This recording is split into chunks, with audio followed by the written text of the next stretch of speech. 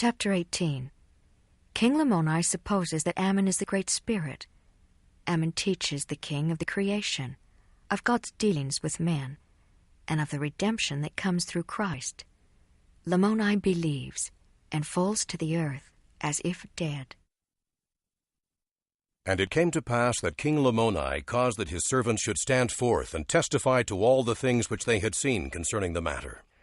And when they had all testified to the things which they had seen, and he had learned of the faithfulness of Ammon in preserving his flocks, and also of his great power in contending against those who sought to slay him, he was astonished exceedingly, and said, Surely this is more than a man.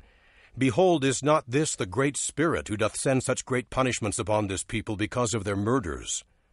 And they answered the king, and said, Whether he be the Great Spirit or a man, we know not.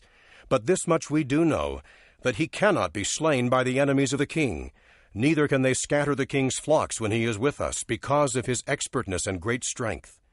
Therefore we know that he is a friend to the king. And now, O king, we do not believe that a man has such great power, for we know he cannot be slain. And now when the king heard these words, he said unto them, Now I know that it is the Great Spirit, and he has come down at this time to preserve your lives, that I might not slay you as I did your brethren.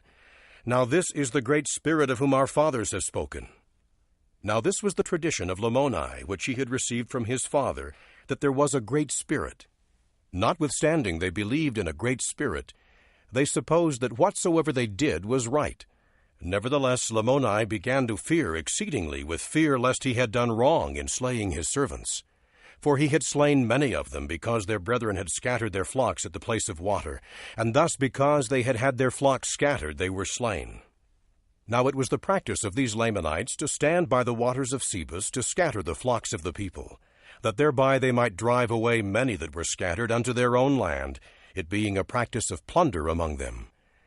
And it came to pass that King Lamoni inquired of his servants, saying, Where is this man that has such great power?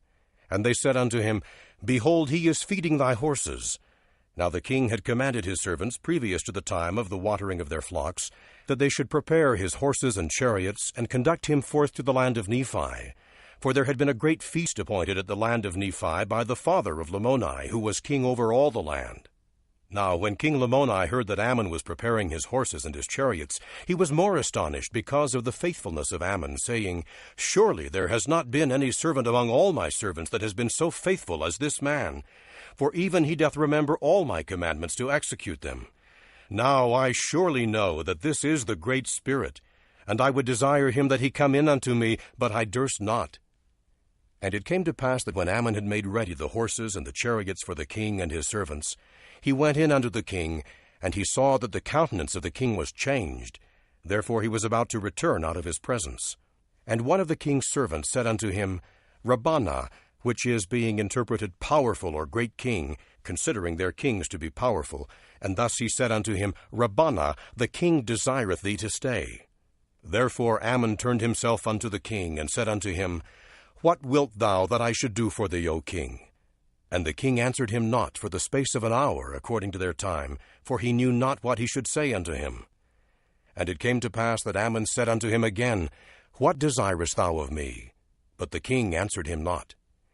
And it came to pass that Ammon, being filled with the Spirit of God, therefore he perceived the thoughts of the king. And he said unto him, Is it because thou hast heard that I defended thy servants and thy flocks, and slew 7 of their brethren with the sling and with the sword, and smote off the arms of others in order to defend thy flocks and thy servants?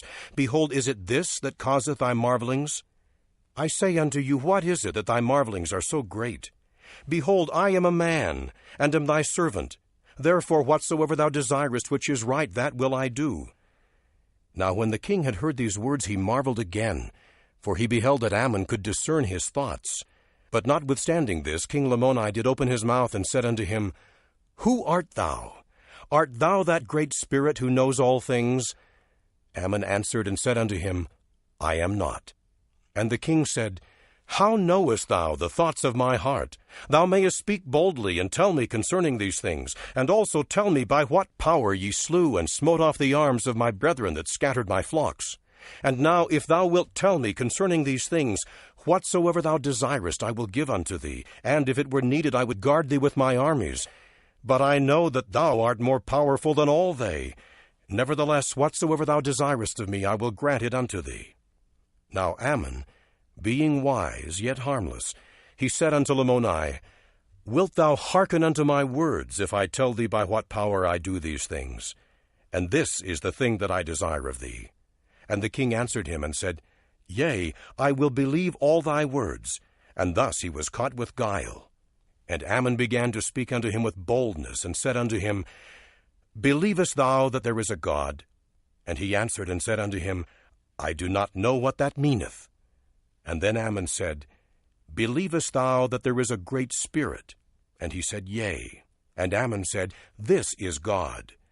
And Ammon said unto him again, Believest thou that this great Spirit, who is God, created all things which are in heaven and in the earth?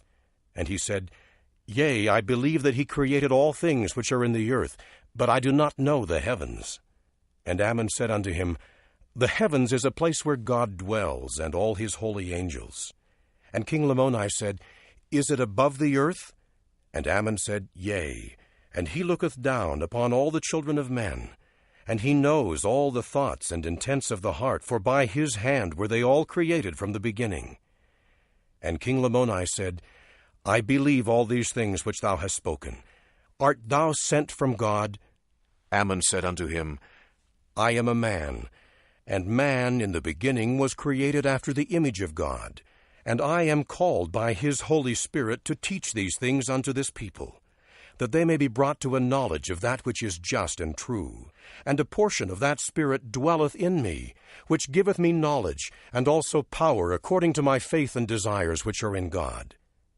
Now when Ammon had said these words, he began at the creation of the world, and also the creation of Adam, and told him all the things concerning the fall of man, and rehearsed and laid before him the records and the holy scriptures of the people, which had been spoken by the prophets, even down to the time that their father Lehi left Jerusalem. And he also rehearsed unto them, for it was unto the king and to his servants, all the journeyings of their fathers in the wilderness, and all their sufferings with hunger and thirst, and their travail, and so forth. And he also rehearsed unto them concerning the rebellions of Laman and Lemuel, and the sons of Ishmael. Yea, all their rebellions did he relate unto them, and he expounded unto them all the records and scriptures from the time that Lehi left Jerusalem down to the present time. But this is not all, for he expounded unto them the plan of redemption, which was prepared from the foundation of the world. And he also made known unto them concerning the coming of Christ, and all the works of the Lord did he make known unto them. And it came to pass that after he had said all these things, and expounded them to the king, that the king believed all his words. And he began to cry unto the Lord, saying, O Lord, have mercy, according to thy abundant mercy which thou hast had upon the people of Nephi, have upon me and my people. And now when he had said this, he fell unto the earth as if he were dead. And it came to pass that his servants took him, and carried him in unto his wife, and laid him upon a bed. And he lay as if he were dead for the space of 2 days and 2 nights. And his wife, and his sons, and his daughters mourned over him, after the manner of the Lamanites, greatly lamenting his loss.